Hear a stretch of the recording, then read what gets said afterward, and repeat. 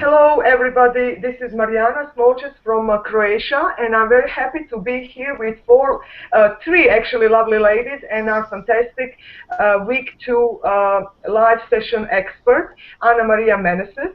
I'm going to give the word to my friend Marcia, who is week 2 co-moderator, to introduce Anna, and thank you everybody for coming. And I hope you will be very happy to listen to this fantastic talk. Marcia? Oh, I think we have lost Marcia, unfortunately, but don't worry. I'm going to. Oh, she's back. So Ana Maria is a great educator. Marcia, can you please turn on your mic? So yes, okay. Please introduce our dear colleague Ana Maria. It's my greatest pleasure to introduce a dear friend and my mentor, Ana Maria, who is an EFL teacher at Universidade Federal de Uberlândia and a teacher developer in Brazil. She has an MA in Linguistics Studies with a special interest in teacher development in online environments. She's also a designer and a moderator of online courses for EFL teachers, including myself, at Connect Me. She's a very enthusiastic EdTech blogger and researcher, and she blogs at Live Session. And it's our pleasure to have you with us today, Ana Maria. Thanks very much for having accepted our invitation. Hello, everyone. Can you hear me well? Yeah? Okay, so first of all, I'd like to thank Marcia and Mariana for inviting me to be among you today. And I was thrilled because I have been part of the EVO family for quite a while. I participated in some EVO sessions, and then for many other years, I was a co-moderator of different sessions with Carla Arena's team.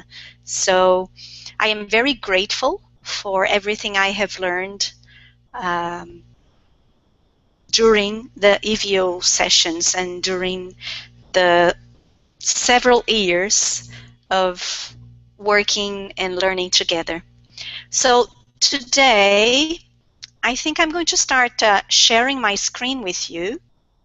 And Marcia and Mariana, please tell me if you can see it. So I'm going to share my screen, and let's see if you can see my invitation. Can you see my screen? Yes, everything works fine. Please go. Yeah? Okay, so today I'm going to talk about invisible technology. So you might be worrying, not worrying, but wondering what kind of technology I'm going to talk about. And I'd like to start with a quote by Chris Lehman, which is, he says, technology must be like oxygen, ubiquitous, necessary, and invisible. So what does he mean by that? First of all, we have to understand what ubiquitous is. So what is ubiquitous? Well, ubiquitous is something which is found everywhere. We can find it everywhere, like the air, yeah, right? Oxygen. We breathe in and we breathe out, and we don't even notice it. It's there. It's part of what we do. Breathing is part of what we do. Oxygen is also necessary. It's part of what we need to survive, right? So we breathe in and we breathe out. And also it's invisible. We are breathing all the time, and we don't even notice that oxygen is there all around us. Everywhere we go, we have oxygen at our disposal, ready to help us live. So this is what Chris Lehman says about technology. Another author who seems to think likewise is Bax, 2003. He says that when technology is normalized, it can serve its real purpose. And first of all, we have to understand what the concept of normalization is. I don't know if anyone has studied about it already, but normalization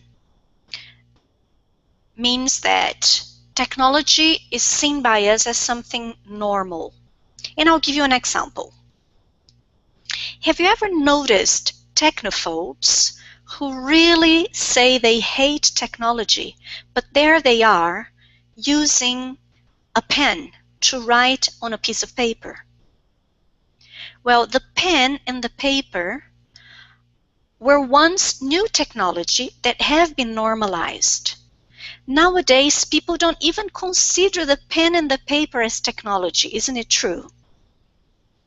So, these technologies that have been normalized, in Bax's opinion, so they are serving its real purpose in education. And why is that?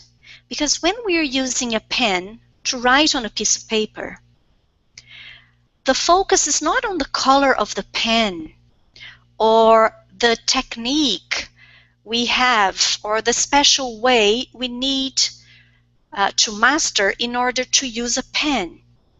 The real focus is on the message we want to express by using the pen. When our students use a pen, they're not paying attention to the pen. They're not awed by the beauty of the pen. But they have a tool in their hands that is going to serve to help them reach a goal, which is to express their ideas. So this is the concept of normalization, which was coined by Bax in 2003. So again, Chris Lemon, this is the quote I mentioned at the beginning, and then I brought Bax. So both of them have the same idea as to the purpose of technology in the classroom.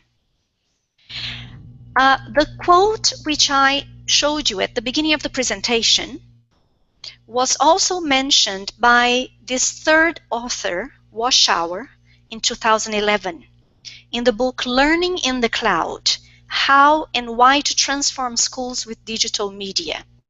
This same presentation I'm showing to you and all the resources I'll be mentioning will be given to you at the end of the presentation in a link, okay? So why did I bring this book as well, written by Warshauer? Warshauer was interested in observing how American schools have been integrating technology to their classes, to education. So the book is the result of his research. Warshauer interviewed several teachers and he observed several classes.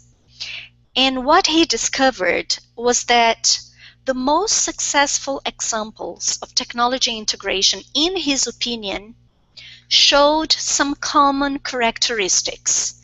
And what were these characteristics? First of all, technology like laptops, desktops, tablets, and cell phones, they were present in the classrooms. They were not locked in a computer room. They were not locked in a cabinet, but they were available to students in the classroom. They were part of all the other technologies students normally have in the classroom, like the pens, the books, the papers, the desks. So the computer was there in the room, available to be used whenever students needed the technology. And why did Warshauer bring that quote by Chris Lemon? So all the successful examples of technology integration had technology being ubiquitous because it was available. It was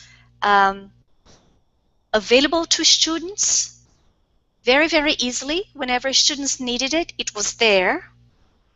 Teachers did not have to schedule to use the computer on a special day, but it was there in the room with them all the time. Also, technology was not used on a special day, but it was used on a daily basis. So whenever students needed it again, then they used technology. So it means that students didn't use technology just because they were in a computer room. They used technology because technology would help them reach a goal.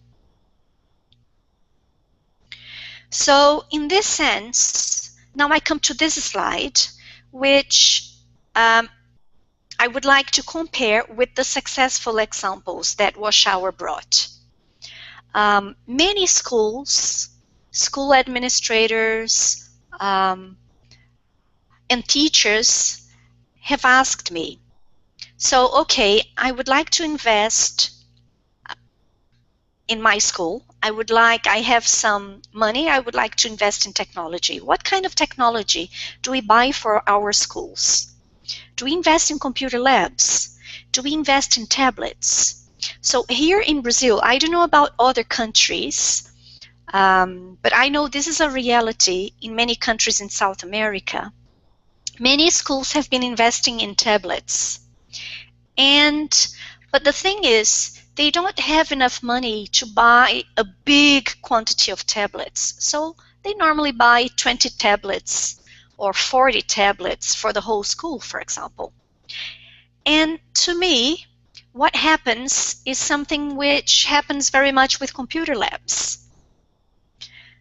So unlike the examples which were mentioned by Warschauer, many times if we buy tablets, only 20 or 40 tablets for a big school, what happens is that teachers have to schedule a special time to have access to that technology. So can you imagine a big school with 2,000 students? How many times will students have access to these tablets during a whole year? So it's going to be very little. So in this case, unfortunately, technology is far from being ubiquitous, necessary, and invisible. Technology cannot become invisible if it's not used on a daily basis, if it's not there in the room where students can use it frequently. So for this reason, I am very, very enthusiastic about another piece of technology which is hidden in our students' backpacks. And I say that this technology is hidden because many times we ask students to put this technology aside because many times we don't know what to do with it. And what technology am I talking about? Yes, I imagine you have guessed. I'm talking about cell phones. So cell phones, in a way, why am I so enthusiastic about it? Because it has already become an invisible technology. So it is in our classrooms, so it has become invisible not because our students hide the cell phones, but it has become invisible because students use it all the time and they don't even notice that they're using it. I sometimes joke that it's even part of their arms. Yeah? And when they have to put it away, they feel there's something missing, as if they have lost a part of their bodies. So cell phones are there, and the quantity of cell phones we have in our classrooms is huge. So there are many, many, many cell phones in every classroom. It is ubiquitous. It's everywhere we look. We go to the cinema and we see lots of cell phones. We go to universities and there they are. People are using their cell phones. We go to parties and there they are. They are ubiquitous. And yeah, we use them when we feel that that technology is necessary too when we want to communicate with our friends. And yes, like I said before, it has become invisible. So I'd like to share some numbers with you. The source is Wikipedia, but I've chosen to share this Wikipedia information because it matches information I have found elsewhere. And let's have a look at these numbers. These are the 4 countries which have the biggest number of mobile phones in the world. So we have number 1 is China, number 2 India, number 3 United States, and number 4 Brazil. But if you look at all these countries, the number of mobile phones, and compare with the population, so let's see China. So China has 1,276,000,000 mobile phones, and the population, so the population is a little bit higher. But have a look at India. It's still the population is higher than the number of mobile phones. But have a look at the United States. Now, in the United States, we can see that there are more mobile phones than the population. And in Brazil, look at that. The number of mobile phones exceeds the population. So that means there are more cell phones in the classrooms and everywhere, more than we can imagine. But then you think, oh, what about connectivity? But it's still very high. If you look at the United States, number 103.1 million cell phones are connected. In Brazil, 141 million cell phones are connected. So I bring the numbers about Brazil again because I'm talking about my reality. So I don't know how many participants in this EVO session are from Brazil, but here we have the population in Brazil and the cell phones with 3G and 4G.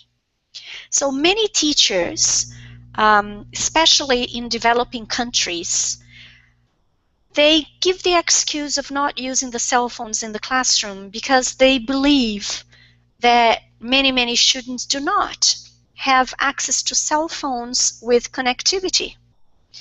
And we might be mistaken.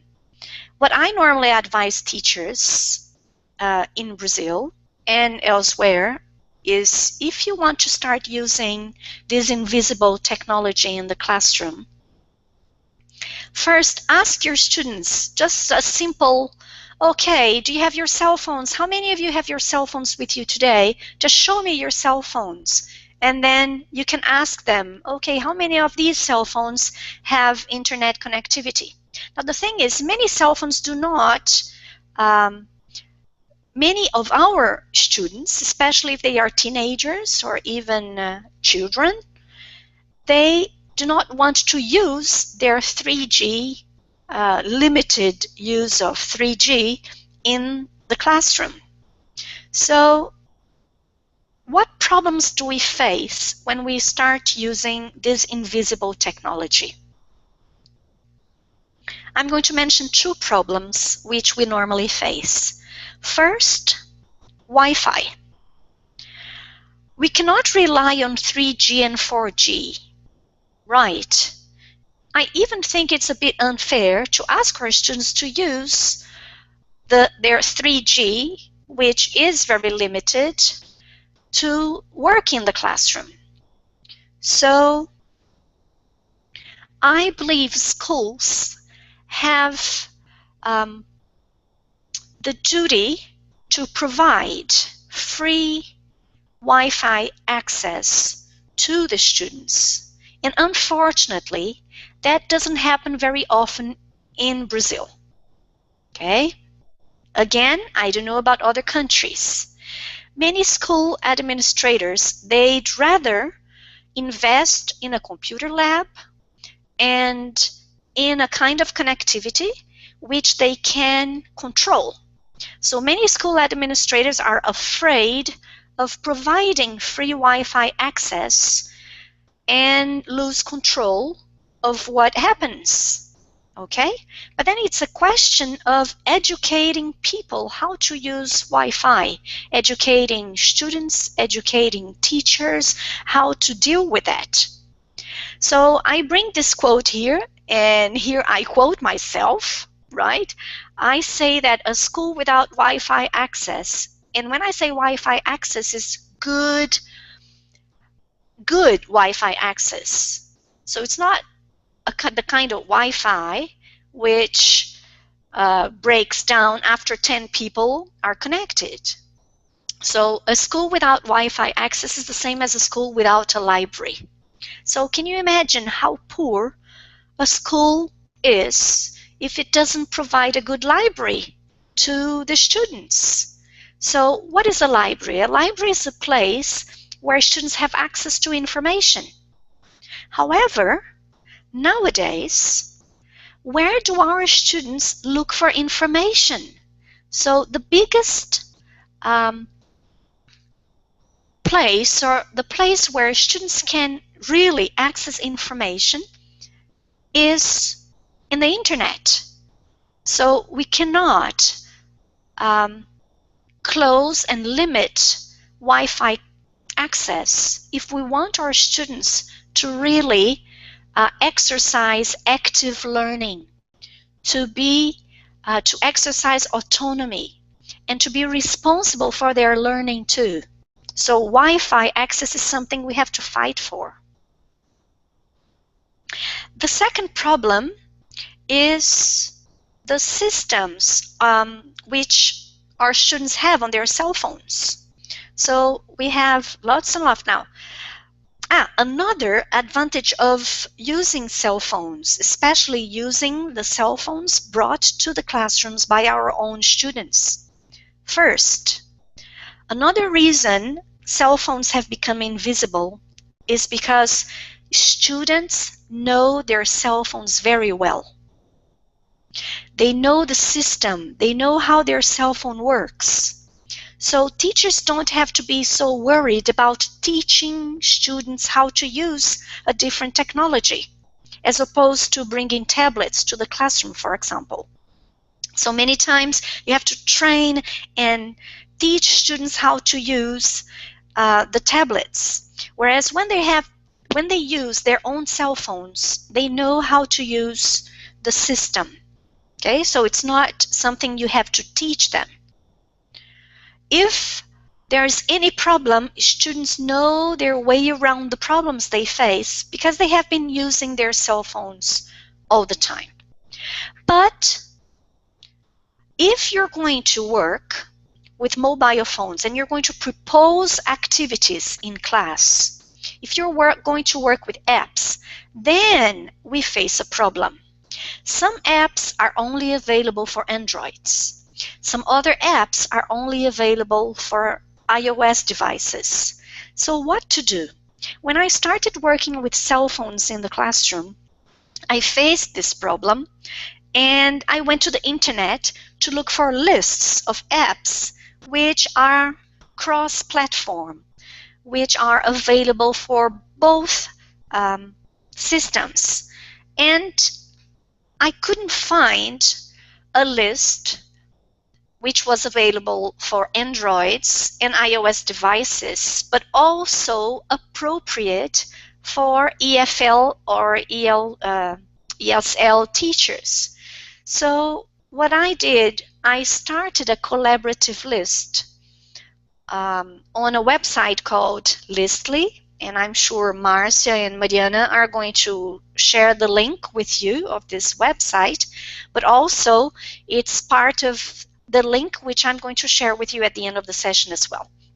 Okay, so Listly is a website which helps you curate different apps or different websites. So what I did, I started this list, this internet list, and I invited lots and lots of teachers worldwide to contribute with their suggestions of apps which they use in their classrooms, but also apps which are available for iPhones and Androids. So there are 89 apps so far, which have been included not only by me, but by many other teachers.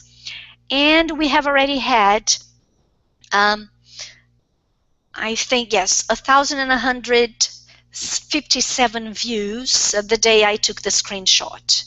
So I invite you to contribute to this list as well. I only ask you to filter. Let me see if I can show you the list very quickly here.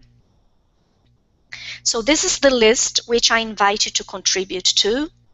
So what you can do, there is a search box right here at the top. So let's imagine you would like to include WhatsApp, and you can type and click enter and say, oh, someone has already suggested WhatsApp. So what I suggest is, if you would like to contribute to the list, please use this search box first. Type the name of the app you would like to include to this list. And then what you can do, you just click add to list and you enter the link to the app you would like to suggest. Okay? So very, very quickly, let me show you some of the apps people have already suggested. Okay, so, well, let's go back then. And going back. Okay, so again, why did I create this list? Because I wanted to explore different apps with my students. But I wanted these apps to be cross-platform, and I wanted them to be appropriate for ELT. Many times, people suggest apps which can help students learn vocabulary or practice grammar, but I was really interested in apps which would allow my students to create content, to create flashcards, to create stories, to share their own stories. So this was the reason I started this list. So again, when I talk about mobile devices and when we talk about mobile learning, I'm not talking only about cell phones, which are invisible technologies, but there are other technologies which are mobile and have become invisible too. So it depends on how much our students use, on the frequency our students use, okay? So again, tablets can become invisible as long as they are present in the classroom all the time, as long as they are used when they are necessary, as long as I don't have to schedule once in a fortnight to use them. But if they are present in the classroom on a daily basis, then my students will use it frequently, and slowly tablets will also become invisible. And laptops, tablets, cell phones, okay? So let's keep it in mind that when I'm talking about mobile devices, these are devices we can carry with us that give us mobility. So, continuing. And now I'd like to talk about 3 websites and web apps which can allow us to, I don't know, test students or even present content or present vocabulary. We can use for several different reasons. The most common one, which I've seen people use, is Kahoot. There are 2 other ones which are very, very similar. One is Quizalize, and the other one is Quizzes. Today, I invite you to grab your cell phones. We're going to do an activity right now where you're going to use your cell phones. So we're going to use Quizalize, okay? I'm going to provide you with a link. So first of all, you can keep the device you're using. I don't know if you're using a tablet or a laptop to watch this presentation, but grab your cell phones. So I'm here at Quizalize. I have already created a quiz about technology and visibility, and I'm going to click Play in Class. And I'm going to use this with another class. So I'm going to create a name for this class. It's going to be EVO. Oops. Continue.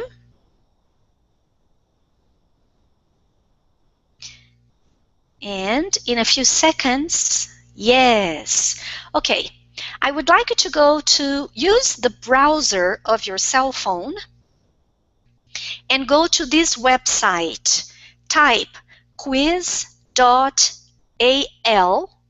to go to the website. Then it's going to ask you for a code, and this is the code you're going to type to enter, okay?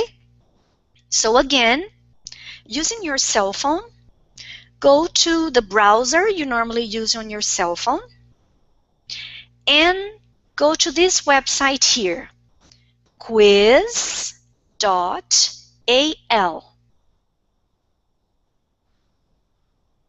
Okay, quiz.al.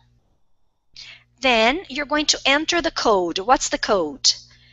JFN554. So I am here in the game room waiting for you. So let's see if any of you can join me here. I'm going to wait for a few minutes. And Mariana has already joined us. Again, with your cell phone, go to the browser, go to the website quiz.al and enter the code JFN554. I'm waiting for more of you to join us. Come on.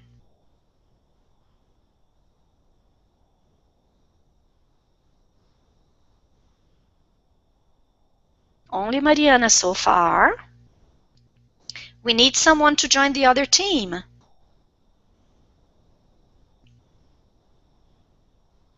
Silvina, yes, great. Oh, okay, some people have started playing. I have started playing because I thought I should. And Mariana, yes, go ahead, you can start playing. Well, come on, people. I'm first at the moment. Join us, please. It's so much fun. Mariana, come on. Yeah, now you're going to see that the questions are about my presentation.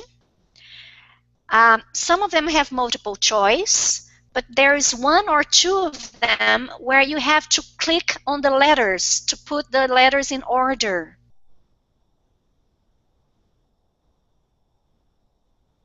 Yeah, come on, come on. Thank you so much, Ana. This is fantastic tool. I'm going to try it out tomorrow in my classroom. It is, it's great. Well, it's a little bit different from Kahoot. I know you're familiar with Kahoot. But it's nice too because students can play asynchronously. Yeah, it doesn't have to be in class. You can make it public and assign it for homework.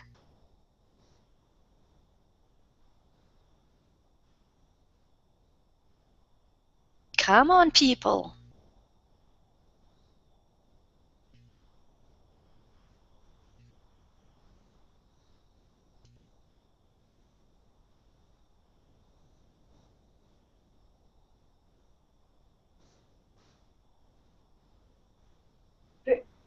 Since nobody is commenting. The group is ahead because Mariana started first, I guess. But don't worry about that. I'm just guessing now, but I'm very happy that you get if the answer is not correct, which one is Yeah, I'm going correct. to So show you later on in the room what I see as a teacher after everybody finishes.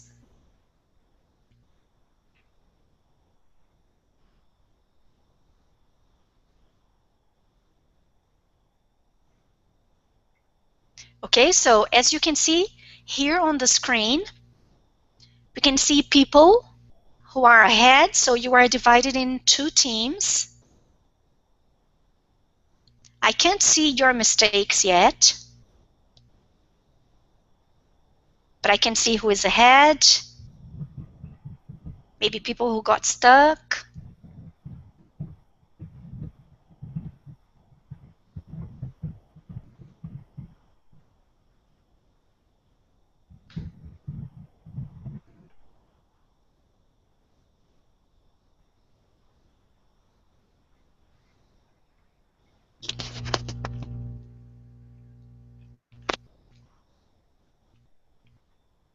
Oh, Mariane, I think Mariane has finished.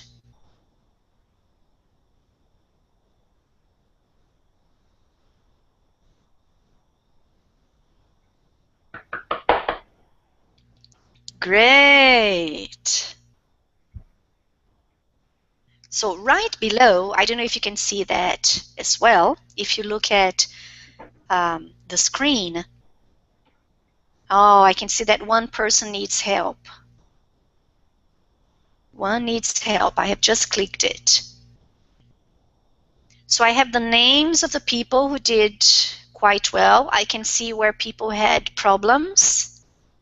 And have a look at the questions. Which were hardest? Now, which are mobile devices? Most of you got this right. Technology should be like, and then most of you got it right too. Let's see where lots of people had problems. Who coined the term normalization? Lots of people couldn't remember that. It was Bax. Okay. Bax coined the term normalization. And it's another one where lots of people had problems. Technology should be like oxygen, ubiquitous, invisible, and necessary. What's the meaning of ubiquitous? It is found everywhere. Okay? Ubiquitous, found everywhere. Warschauer wanted to observe. What did Warschauer want to observe? He wanted to observe how American schools were integrating technology to education. Everyone got my name right. Okay, so as you can see here on the screen, the teacher has access to the questions as a whole, looking at the group as a whole, or I can even click on individual students and check where they had problems and help them out individually. So you can use this at the end of a lesson or at the beginning of a lesson to check how much students know about a topic already. You can use it to practice grammar, to practice vocabulary. Yeah. So a difference between Quizalize and Kahoot.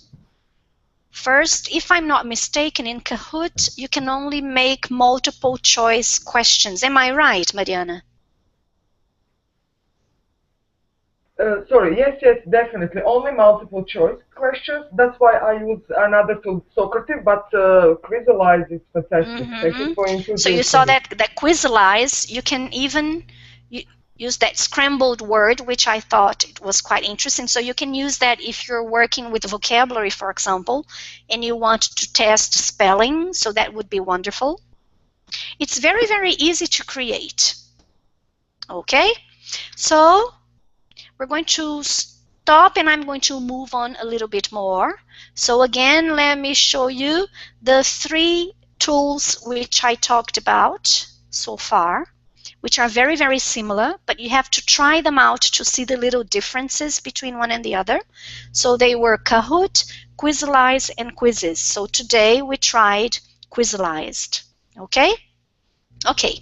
Now, We still have a few minutes before we open for questions. But before I stop and open for questions, let's think of not only cell phones, tablets, and laptops have become invisible, but there are also some apps we have in our cell phones which have also become invisible. And what are they? There are certain apps we have in our cell phones that we don't even consider them as apps. And I'm going to show you some activities very, very quickly. Remember that you will have access to this presentation later on, so you will be able to come back again and have a look at the activities. So which apps am I talking about? The Photos app. It's an app, yes, it's an app which comes with our cell phones. So the Photos app, we don't need connectivity, right? So you can have students use the Photos app for different activities in the ELT classroom. One activity would be maybe to ask students to choose a photo from their cell phones and tell the story behind them. That could be done in class. So in pairs, in trios, in groups, they can do that. Or a student can choose a photo from their cell phones for the other person to make guesses. So that is another alternative. Another app which is invisible is the camera one. So an activity which I have learned from other teachers, I can't remember the teacher I learned it from, but I thought it was a great idea, is to ask students to create a Pictionary. Now, it could be a long Pictionary with all the letters of the alphabet as a long-term project, or you can, as one class activity, you can have students create a Pictionary with objects they can find in the classroom or in the school, starting with the letters A, E, I, O, U. Then they get into groups and they show their Pictionary to each other. It works really well. Students can also take two pictures of the same object, a close-up and a normal one, show the close-up, and then students have to guess what it is. So have a look at this picture. What do you think this is? So it might be, it must be, can't be, any idea. And this is part of a pen drive I have. Okay, so this is an idea to work with photos. Another invisible app is the camera to make videos. You can have students record interviews with someone in their family, and maybe about a specific topic. So let's imagine you want students to interview their families about what life was like in the past, what the family used to do at night, for example. Or you can have students create videos to represent an idiomatic expression. So you can give them a list of idiomatic expressions and have them create videos to represent them. The note-taking app is another app which is underused, and yes, it is invisible. Students can do a letter-by-letter dictation, like you dictate L, E, T, E, R. So instead of using their notebook, they can use the note-taking app for that, or they can use that for brainstorming or two-way messaging. It's an activity I have already tried with my students as well. So that means I'm going to use the note-taking app to communicate with two different people in the classroom. Do you know when we text message two different people at the same time? This is what you do in class, but you don't need to rely on the internet. You use the note-taking app. So you type a question and then you pass your cell phone to the person on your right, for example, and then the person answers and then gives it back to you. But you do that with two people at the same time, so it works really well. Collage is another app which is underused. Students can create small posters, and this is an idea This is, of course, for Brazil. Students can create a poster giving tips to people coming to Brazil for the Olympics, but they can create posters about different topics, okay? So you just have to use your creativity. Instagram. We can learn a lot about a person by looking at their profiles on Instagram. So if you look at these photos, you can guess about the person. So I took this screenshot of the photos of a well-known teacher in the ELT world. So I believe many of you know her. This is Roseli Serra. She loves posting pictures about coffee. So this could be a guessing game. This is one which is from my Instagram timeline. WhatsApp is another invisible app we can use. We can use for a Chinese whisper.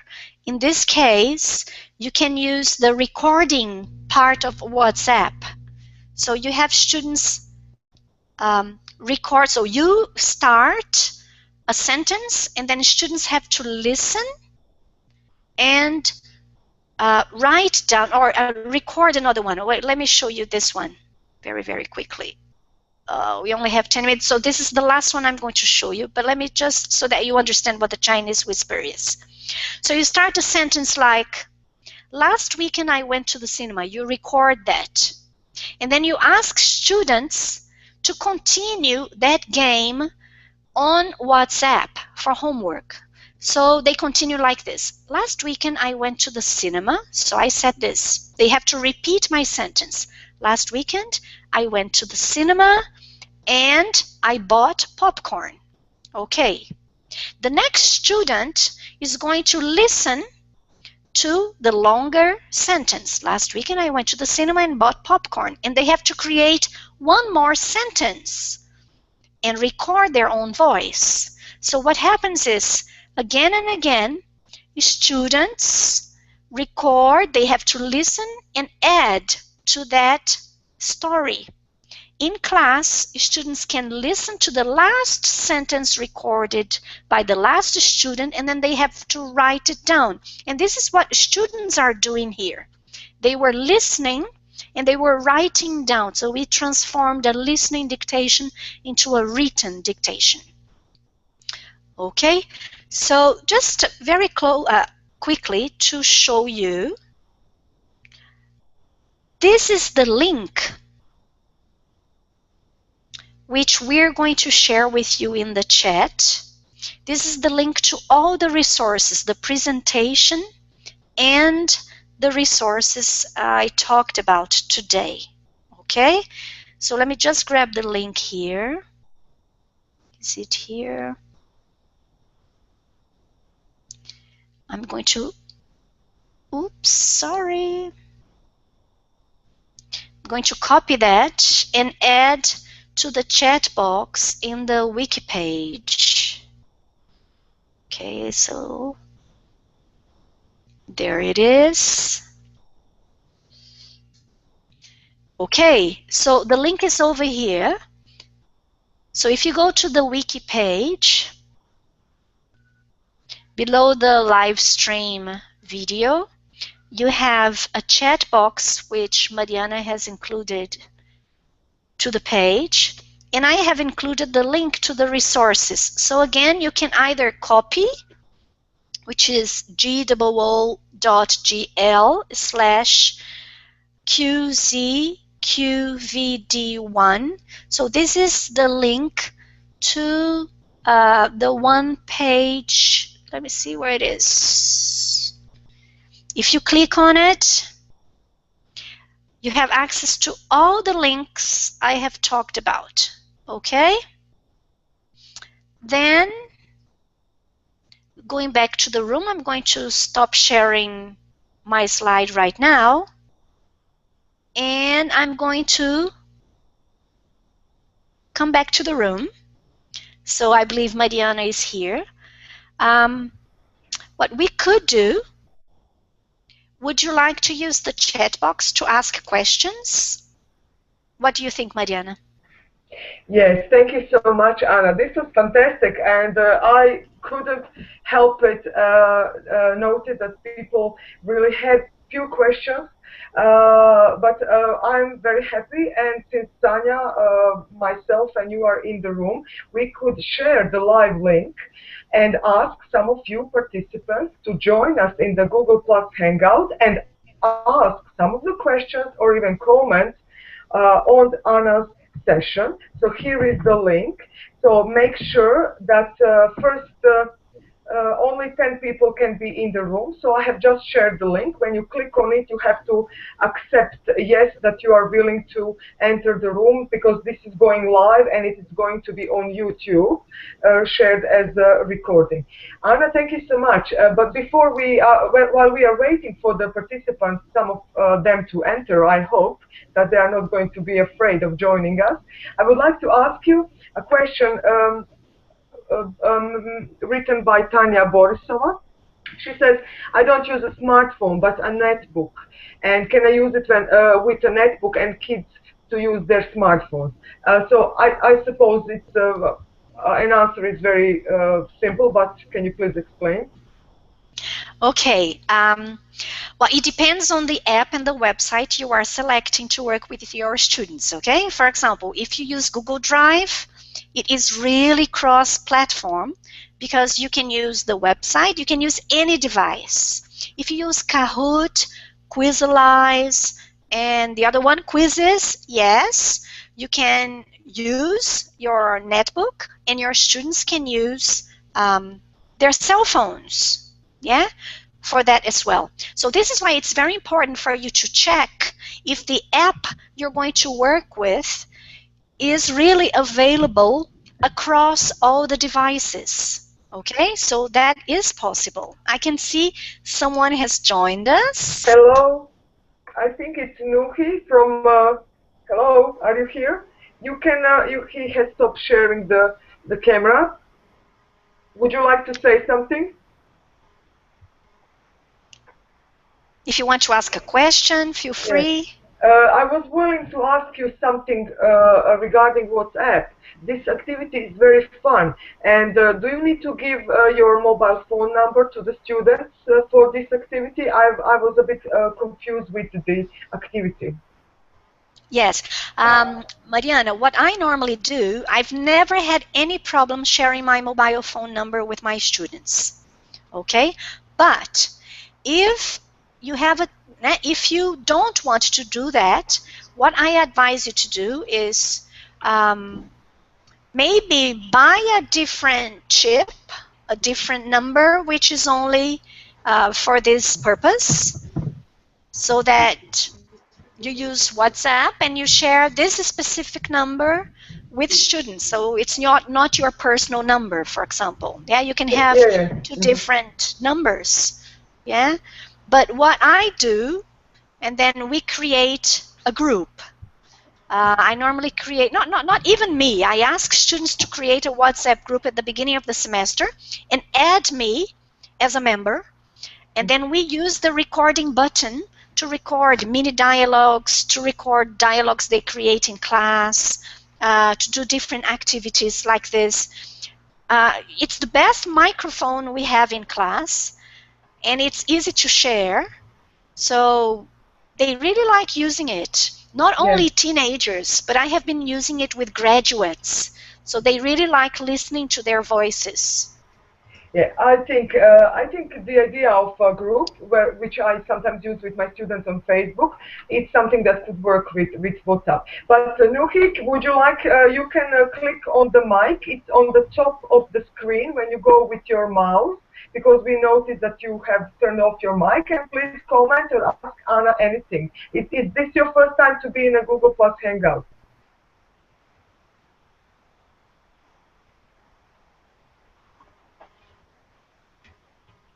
I think he's still looking for the place. It's on the top of the screen. You have to go with your mouse and then it's going to appear, and just click on it. If it is red, it should be white for you so that you can speak. Okay, while he's trying to find that. Let me see if I can unmute him.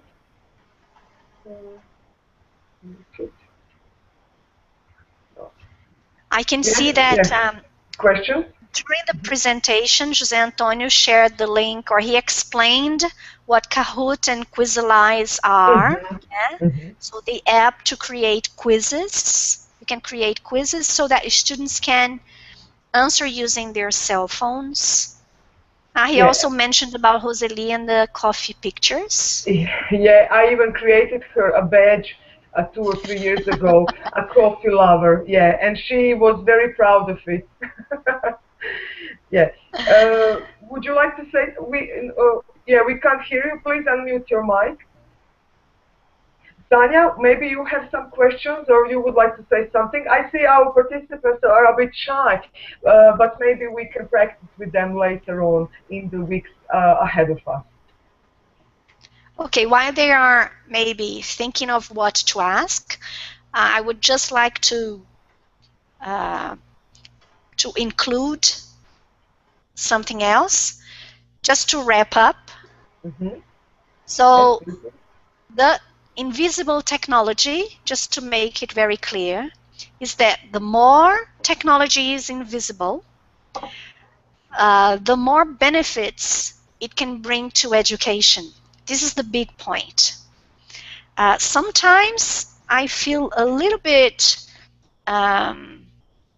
disappointed when I hear people saying that we should use technology to motivate students because it's new, because it's something students like. But that's not the only reason. The biggest reason is that when technology becomes invisible, like the pen and the paper, then we can forget technology a little bit and use it as a tool so that we can reach educational goals. Yeah, that's the main idea. Okay? Yes, definitely. I totally agree because you have mentioned, and I will just click in the chat. I agree. I'm so happy that you have mentioned several things, especially that nowadays, if the school without Wi-Fi access is the same as a school without the library. So let's hope that a lot of organizations, countries, ministries, cities, schools, whatever, will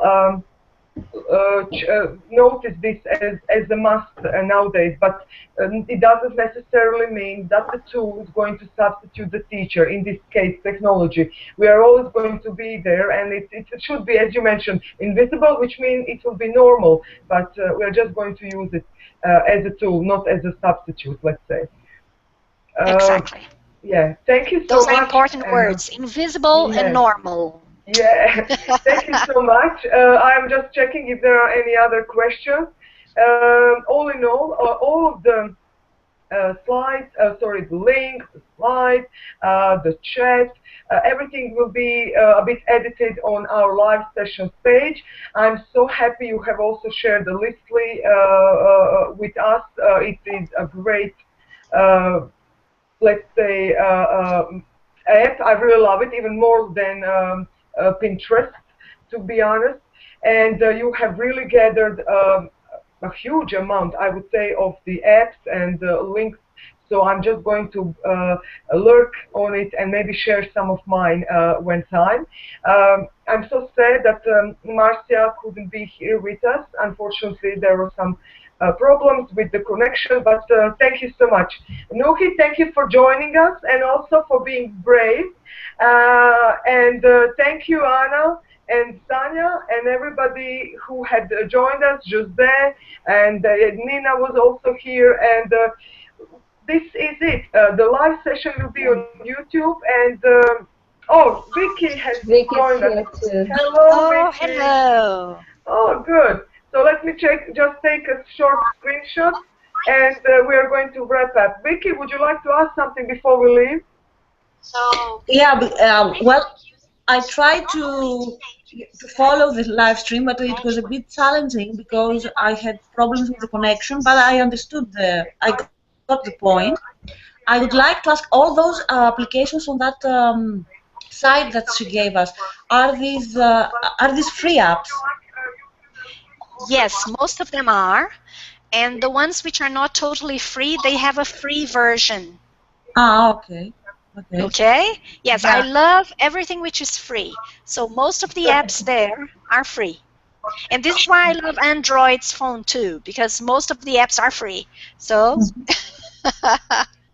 Yeah, Okay. you can. this is the challenge. A challenge to EVO participants is try to add more apps to our list.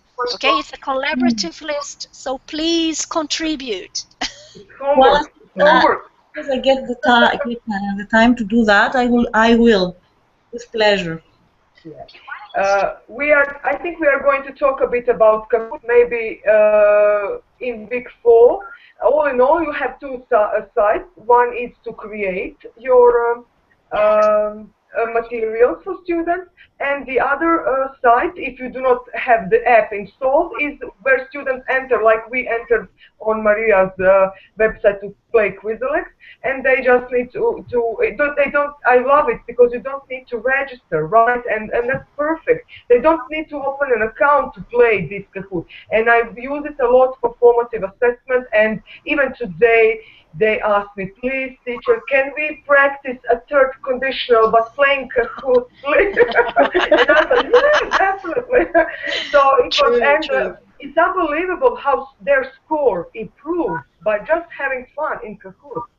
So you will see. You will try it out. The best way is to try it out, have fun, just have fun with your students in the class. Then later on, you will become better and better, and you will love it, definitely. Ana. Okay, Mariana, can I just make a quick invitation here? Yes, please do. Yeah?